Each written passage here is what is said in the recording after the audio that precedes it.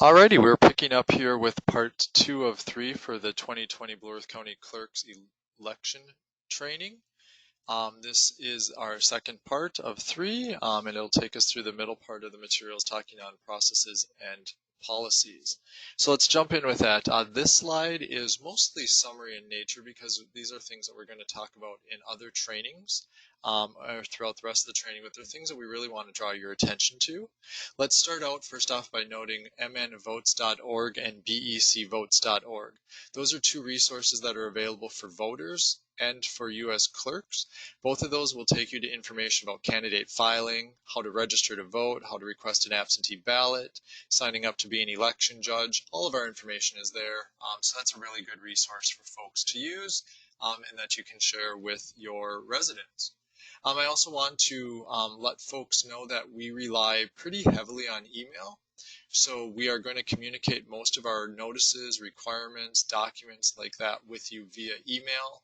And that we want to make sure you're watching those emails and staying up to date on them. If we need to update an email address, please let us know. Otherwise, just pay attention to that as our primary source for communication. Let's also talk about our location. The Blue Earth County Elections Office is going to stay in the historic courthouse. We were originally in the Government Center. We got moved to the courthouse due to the renovation and the project going on with the new construction. But the plan was made to have us stay in the courthouse as an operation that functions out of there. So for your equipment and results drop-offs, that is not going to change from the PNP, the 2020 March PNP. We're still going to have you return that equipment to the courthouse. And this is also the location for where voters will go if they want to vote earlier, if they want to handle any elections matters in person. We're on the first floor of the courthouse. Again, that's 204 South 5th Street here in Mankato. Three other pieces that we really want to focus in on for the 2020 election cycle. The first one is that the county is taking part in the state's efforts to have folks vote from home. Voting from home is seen as the safest and most effective method for voting in light of the pandemic if voters have concerns about their health or safety. And they can also vote from home as a way to help protect others' health and safety by reducing the number of folks that will be interacting in our polling places on election day. The best way to request a ballot to vote from home is to complete it online at mnvotes.org. That'll allow us to mail a ballot out to you directly rather than having to mail you an application first. You can apply online. We'll gladly work with you if you're trying to communicate with any of your residents on that vote from home process. Some of our cities, St. Clair has done that, for example, where they've provided information in a newsletter and actually included applications in their water bills. City of Lake Crystal is planning on providing some communications as well through a newsletter to their voters. So we really want to encourage folks to vote from home for the August and November elections for multiple reasons. We're also going to spend some time talking about safety, not only physical safety in responding to COVID, but also digital cybersecurity, the integrity of the election and whatnot. And that's something that we really need to focus on in this election, especially as we expect to have more and more scrutiny and maybe more and more question related to the legitimacy of the work that we're doing and the important actions we take to make sure that folks' votes are counted. So let's pay attention to that as well. And then a final reminder on this slide is that we are going to go through tons of information in this presentation. We already have. There's more to come. However, the processes associated with the elections are your responsibility. So we'd encourage you to review the elections guides that have been created for the townships, the cities, and the school districts, again available on the Secretary of State's website, and then also paying very close attention to the calendars that they've created for each of those jurisdictions to make sure you're complying with all the dates. Like I said, we do our darndest to make sure that you know what's coming up, and we try to help you through all of that, but we're also managing a pretty heavy calendar from the county perspective related to elections and trying to stay on top of all of the early voting that is coming our way. And so we may not get you as much notice as you need on some of those dates. And so we want to make sure that you're following those to the best of your ability. And then, of course, asking us questions if anything doesn't make sense as you're working through those responsibilities. So let's jump into one of those responsibilities that should be for forefront of your tasks coming up in the very near future, and that is the candidacy or the candidate filing period. And so the majority of our cities and townships, as well as our school districts, have what's called the late filing period, meaning that there's not actually any primaries to be held for you. The few cities that we have that have a primary already know their processes and have completed that. So this applies for most folks, and we want to make sure you're following these requirements.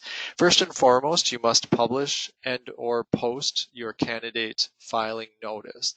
And I should rephrase that a little bit. Not all jurisdictions have to go through that publish requirement, but if you do, make sure you're following that requirement to get that published 2 weeks prior to the filing period starts. That's going to put you July 14th in your official newspaper. You also have to post that notice no later than July 18th, which is 10 days prior. So again, pay attention to your local requirements. Just about everybody does have to publish that, so I want to make sure you're doing that if it's required. Also related to the filing period, you have a requirement to provide the affidavit form or allow folks to complete a form that provides all that required information, as well as the campaign manual and any other local information that you want to provide. All of that information could be available electronically if you use the resources we have on our county website, again at becvotes.org.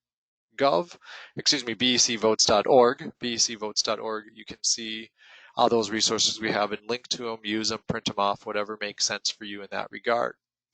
Of course, you have to accept the properly executed affidavits. Make sure that they are properly executed, meaning that its filing fee is attached, it's been signed, it's been notarized or witnessed, that the office that's being filed for is very clearly identified, that phone numbers are available. There's a checklist of things that we'll talk about here that we need to make sure folks are complying with in order to consider them a properly executed affidavit. We strongly encourage you to number your affidavits as you receive them for your record keeping and tracking purposes. And then we also require you to scan and email those completed affidavits as promptly as you can to our county email address so that we can get them processed. The late filing period overlaps with the heaviest absentee voting period, and it actually runs right through election day. And so if you can email them to us as soon as possible, one by one, that way we can process them when we get little breaks in the day rather than trying to do something that very last day. So please help us out with that if you can at all. We'd appreciate it. All right, here's some common questions that we get related to candidacy and candidate filing. And so I want to just address them for you. So first off, what should be in the packet? Any information that you require for that office should be in the packet. The campaign manual is one thing for sure that we need to see there, and then the campaign financial reporting sheet is something that you might want to include in your packet. This sheet needs to be completed by anybody before they can be issued a certificate of nomination in a primary or a certificate of election if they're the candidate who wins the general election in November. That form needs to be completed, as I said, by anybody, and it gets answered differently depending on the candidate's financial activities.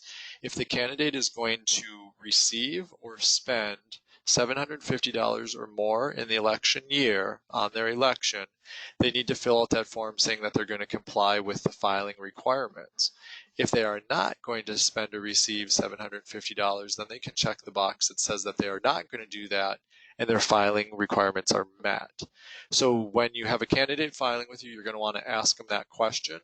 If they're certain they're not going to spend or receive $750, they can complete that form on the spot and be done with it. If they're not sure or they know they're going to spend or receive $750, they should hold off on that form. But just know you need to get it completed before you can issue them a certificate of election. We are also very strongly encouraging you to use the pronunciation guide. We make the pronunciation guide available on our website, and by having you complete that for every candidate, we know that we have all the information we're going to need to very quickly produce the ballots and the programming cards that we need for the election. Even if you think it's a simple name, if you provide that and scan that in with your candidate affidavit to us, we'll be able to process that very quickly and work with that. So please do that if you can for us. That'll keep us from having to follow up and ask you for that information. Next question, what are the filing fees? Filing fees for all of our late primary cities, or excuse me, the late filing cities and townships and school districts is $2. So that's what needs to be collected before your candidate's affidavit can be considered complete. We also get questions quite frequently on what makes a candidate eligible. What makes a candidate eligible is being eligible to vote, being 21 years of age on the date that they assume office, and then any local requirements that you might have. Obviously, they need to be a resident of your district. In some instances, they have to be a resident of a ward if they're in certain cities or school districts. However, we just need to make sure that they comply with your local requirements. Last question that we see quite frequently is, what hours do I need to be open? You need to be open whatever your normal clerk hours or administrative hours are for your city, your township, or your school district. And we need to make sure those normal hours include at least 1 to 5 p.m. on the last day of filing. And then we also need to be there at least until 5 p.m. on the last day of withdrawal. So if you don't have normal hours as a clerk on that August 11th, which is the last day of the filing period, you need to be available from 1 to 5. And then you also need to be available at 5 p.m., or at least until 5 p.m. on the day of withdrawal, which would be August 13th. You don't have to create any new hours unless you don't already comply with that 1 to 5 requirement and being there until 5 p.m. on withdrawal day. Alrighty. Let's dive a little bit more into the affidavits of candidacy. The affidavit of candidacy is a form that is prescribed in terms of the information that needs to be collected. So we'd encourage you to use either the online version or get some of the triple copy forms that we have available in our office. The reason we encourage you to use that form is that way you know you're collecting all the required information. The required information that we need to make sure is on there, that will save us a ton of time in terms of going back and forth with you to collect it later, is that the candidate lists very clearly the office they're seeking. That needs to include the seat or the district or any of that detail. It's not enough to say township supervisor. It needs to say township supervisor A or B or C, and then make sure you're including the jurisdiction. What township is it? What city is it? What school board is it? We also need to pay very close attention to capitalization and spelling. If something's not clear in the handwriting of the candidate, you can write above it or near it. Just never actually write over what they listed. We want to make sure we preserve that in case there's any questions. We also need to be sure that the name that they're providing on their affidavit is not going to give that candidate an advantage, meaning no MDs, no PhDs, no other qualifications, no listing incumbent behind their name. None of that can occur on the ballot, as it would provide them some potential for some sort of advantage against other candidates. You also have to collect your filing fee before you can consider the candidacy final, and remember that's non-refundable. It's also a requirement under state law for a phone number to be provided. If a phone number is not listed, you do not have a completed affidavit. Oftentimes people think that the address is also required, and the correct answer is an address is required unless the candidate has another form attached which talks about their concern for their safety and allows them to keep their address private. That's very rare. If somebody comes in with that, please let us know and we can help you through that. Otherwise, be sure you're collecting that address and that phone number. Friendly reminder there again to email us as a PDF all of your affidavits, and please do them one by one as quickly as you receive them. Same thing goes for withdrawals. Please let us know of those as soon as possible so we can keep working that through the process. Remember that a withdrawal may actually force you to reopen your candidate filing period, and that's based on the number of candidates that are still remaining and the number of seats that you're trying to fill in that contest. So best practice there is, if you are finding yourself with a candidate withdrawal, or if you know one's coming your way, give us a call and we'll help walk you through what that might look like in terms of opening up your filing period again. Okay. Just a quick side note there on the affidavits of withdrawal. Make sure that is written and documented, and it has to be again received by 5 p.m. on the second day after the end of filing. So that's August 13th for us this cycle. just make sure that if you find yourself with a withdrawal candidate that you know how to handle that in terms of who remains on your ballot. One of the questions we had earlier in the session was tied to what happens if nobody files. If nobody files, you're going to find yourself in a write-in situation, and those write-ins will then have to be manually counted. Our new equipment allows that manual write-in count to occur not on election night, which is really nice. Our new equipment will scan and take an image of that write-in section so that you can actually count them by looking on a computer screen. So you'll still be involved in the count of a write-in contest. It just won't be on election night. It'll actually be in our offices or emailed to you for your own review later. We can't encourage you to actually recruit candidates, but as a clerk, you can be proactive and pay attention to your offices that will be on the ballot. And when the filing period starts, you might want to remind your current office holders of that, and also remind the public in general of the ability to file. And if you're finding that you have an office or a seat that's not getting any candidates as you work through the candidate filing period, be much more proactive in your recruiting methods and advertising methods and trying to get word of mouth out there to get a candidate to file. We would much rather find ourselves with a candidate on the ballot than having a write-in contest. Alrighty, so what I'm going to do now is move into the ballot proofing process. And so this is the part of the process that is very time sensitive for us, and it's why we want to make sure you're getting your affidavits of candidacy filed correctly, get them turned into us very promptly, get us your pronunciation guides, and getting all of that in place so that we have a good foundation to get the ballots and proofing done. The reason why this is such a tight turnaround for us is that filing period ends August 13th, or excuse me, the withdrawal period ends August 13th. If we find ourselves in needing to reopen that candidate period, we have some added days there. We have to get all of this stuff turned around with our vendor. And then what we have to do is we have to get everything approved and finalized so that we can start producing ballots because we have to be ready for the early voting period to start for the general election. And that early voting period is going to start quite quickly on us, and so we want to make sure that we're prepared for it. The early voting period will start for the November election September 18th. So from the middle of August and the close of the filing period to the middle of September is all the time we have to get ballots reviewed, get them proofed, get them printed, and get them back in our offices for voters. So really tight turnaround there for us that we have to work with. So long story there, just to get you to understand how important it is for you to be available and to work quickly on the proofing process. I know that may be an ask for some folks, especially in August, and if you're trying to plan vacations. And so what we'd ask you to do is be prepared for it. You can expect proofs to be coming back from us in that middle of August time period. And if you happen to know you're going to be out of the office, let's just have a plan B in place for who's going to be proofing on your behalf. Because while we'll try to be reasonable with you, we are going to have to put a quite a short turnaround on that for you.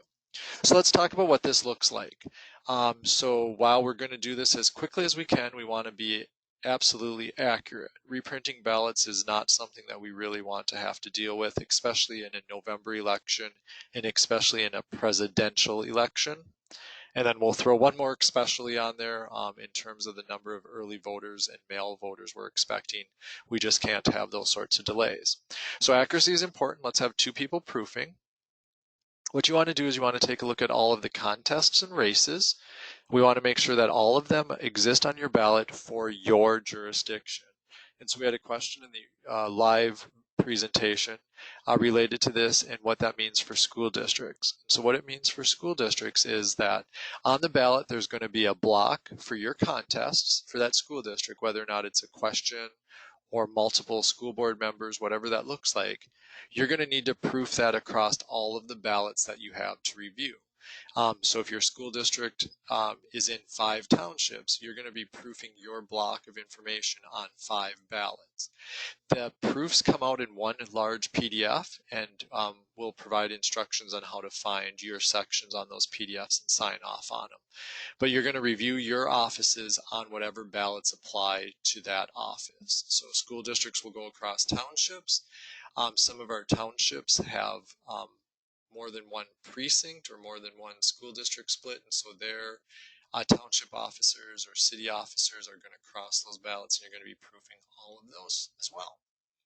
So we're looking at all contests, all races, and candidates that apply to your jurisdiction, making sure that everything is spelled correctly, make sure that the candidates' names are spelled correctly, but also make sure that the contests are spelled correctly, that it's Township Supervisor A, and that's what's listed on the ballot. You're also going to make sure the right number of write-ins is provided, and what we mean by that is if it's a 2-seat contest, you need to have at least 2 write-in lines. If it's a select 1 contest, we have 1 write-in line. We make sure that the terms and years align correctly with those offices. And then we're also going to make sure that any instructions that are provided for those contests, the vote 1 or any instructions related to referendum questions or whatnot, are correct and as you approved them and certified them to us in the first place.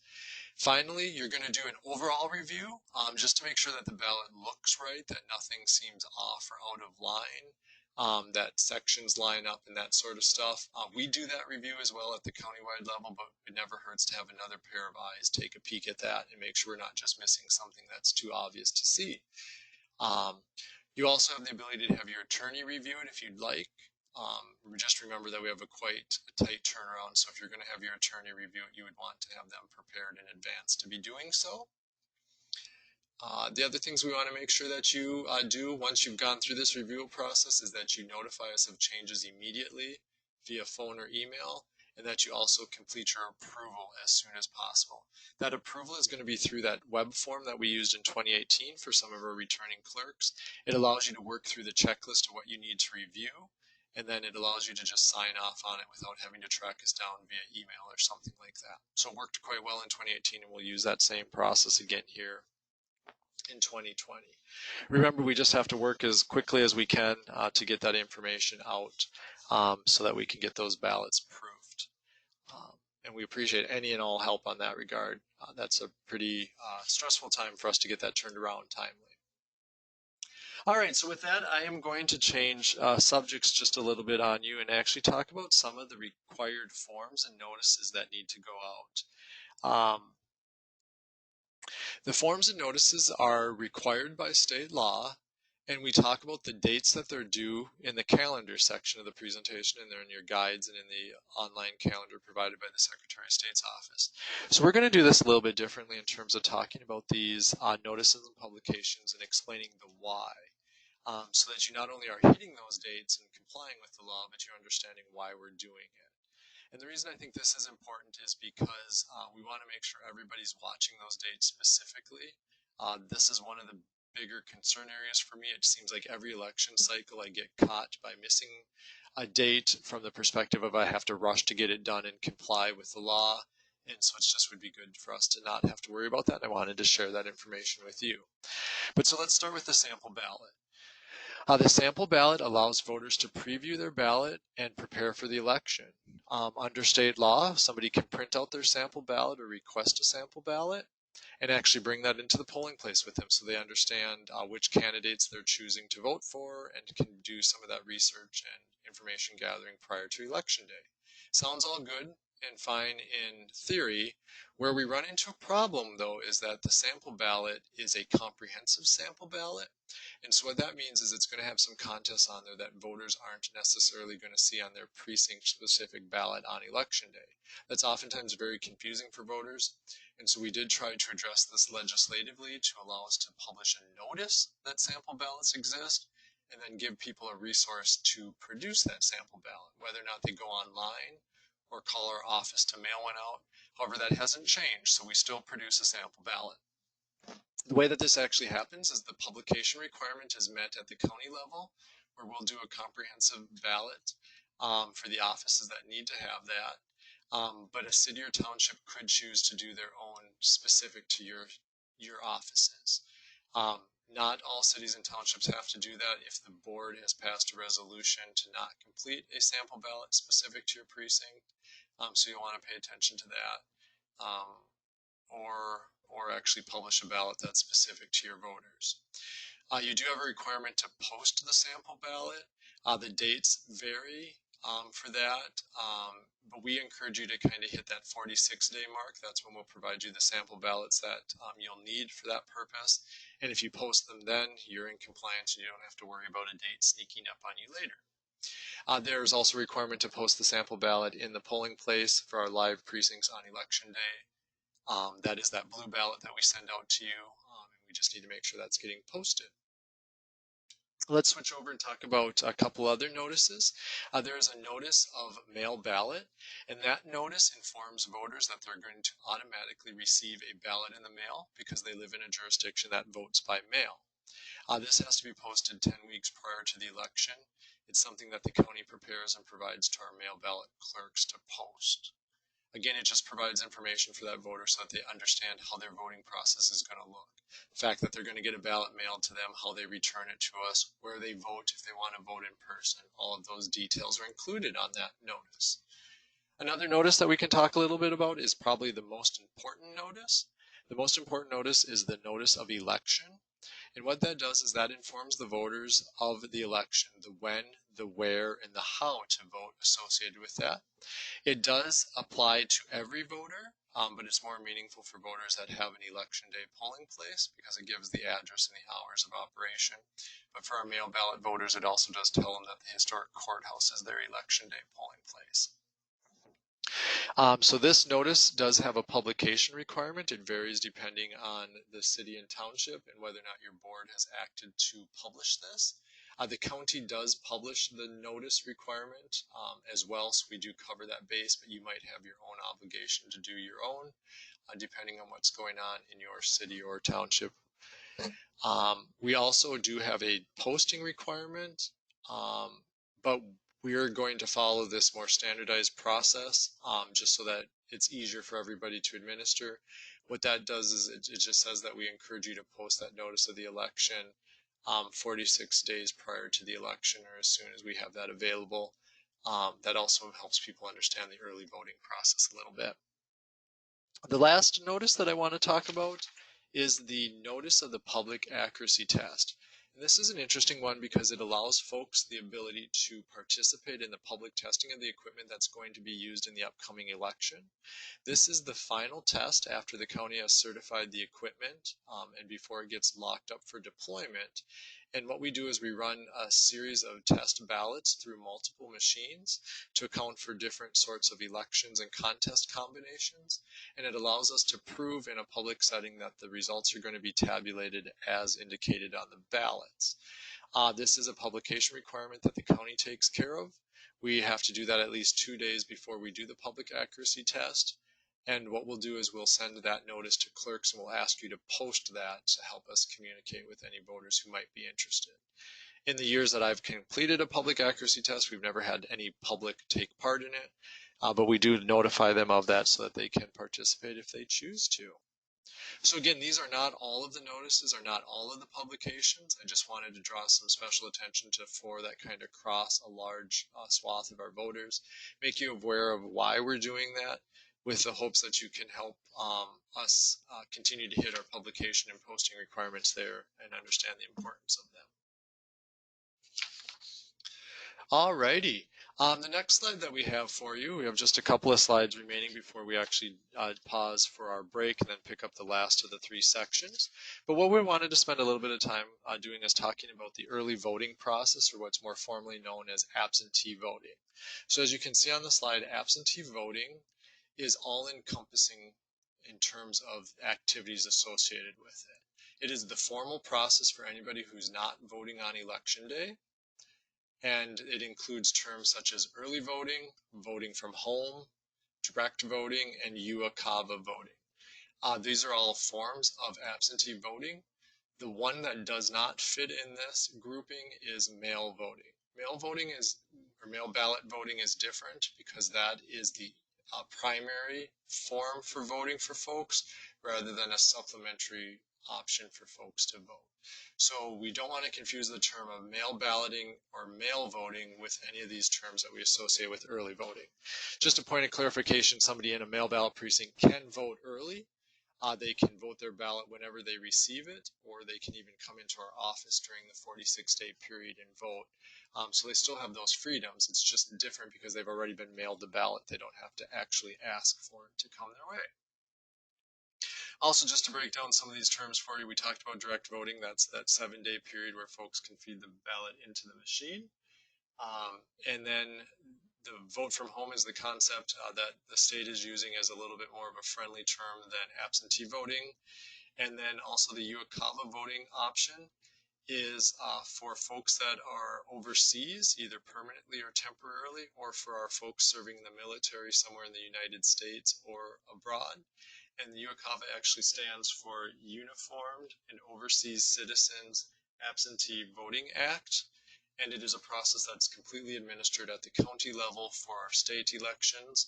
It allows ballots to be emailed to folks to speed up that process for them to get it back. And again, it's for anybody who's overseas or for anybody in the military who's stationed outside of Minnesota or abroad. Remember, generally, absentee voting no longer requires an excuse. You can vote from home, you can vote early, you can vote in the 7 days prior to the election with no excuse. You just have to complete an application to receive that ballot in order to complete that process.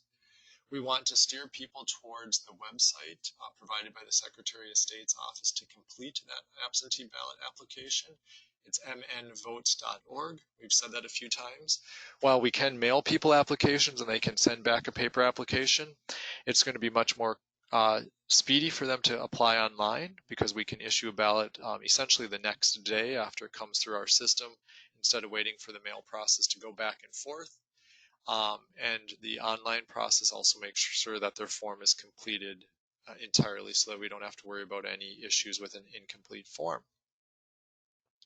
I also wanted to highlight the recurring absentee ballot process. So if somebody always wants to vote by absentee ballot and they want to just make that their normal routine, they can apply to be put on the permanent list for that process. What that means is before every election cycle, we'll send them an application saying, hey, you've got an election coming up. If you want to participate in it via absentee ballot, complete this form and return it to us. And then that takes care of them for that election year. Again, that's an option that folks can elect to have added to their voter record, and then every election cycle will send them out that application and get them ready to vote. Really good option for folks. They can call our office for that form or follow up with us if they want to do that. I should also point out to you that the last several election cycles, we have had a group called the Voter Information Center send out absentee ballot applications en masse.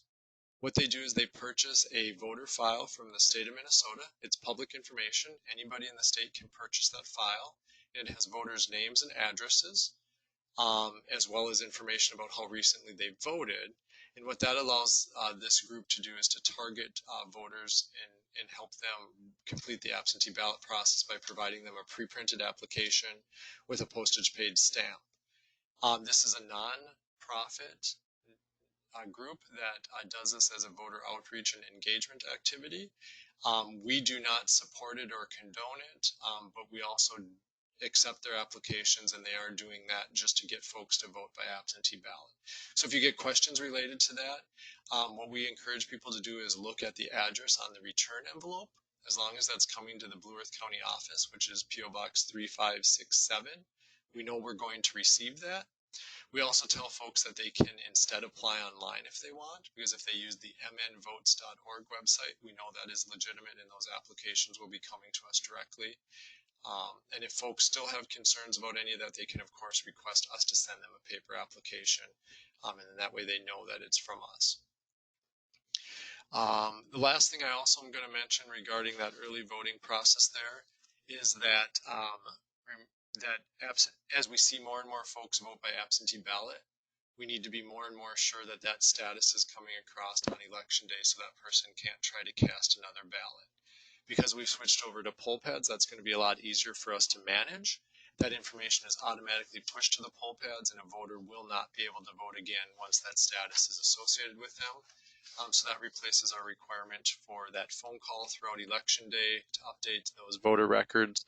The poll pads will do that for us. We'll explain more of that as we do the poll pad training as part of our regular election judge training.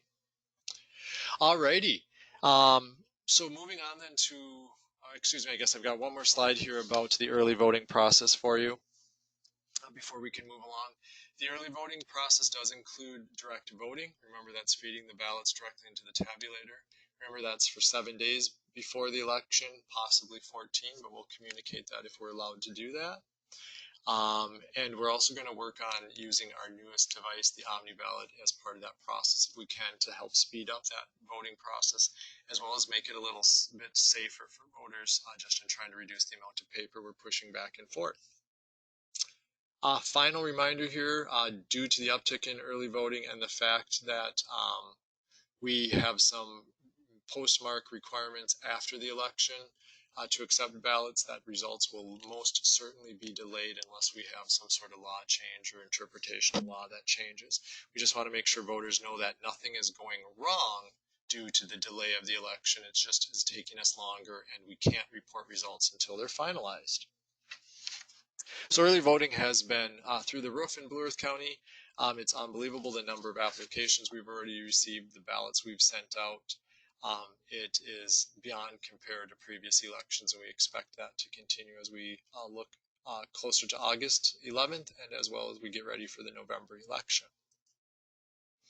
Alrighty, the last slide I have for you before we take the break and then jump into the last section of the recorded materials is a little bit about post-election activities.